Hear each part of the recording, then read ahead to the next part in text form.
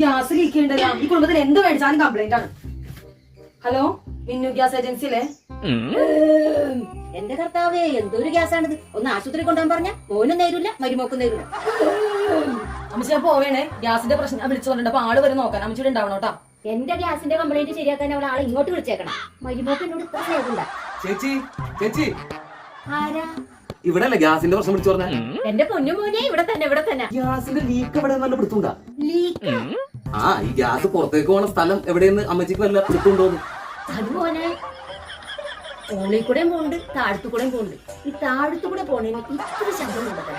ഈ എന്ന് പറഞ്ഞൊരു ശബ്ദമല്ലേ? ഷൂന്ന് പറഞ്ഞു പോണത് വേറെല്ലേ മോനെ? നല്ല അഴുക്കിരുന്നോ. നമുക്കൊരു ചെറിയ കമ്പിയെ ഉള്ളിലേക്ക് കയറ്റിട്ടേ ഒന്ന് ക്ലീൻ ചെയ്ത് നോക്കാം.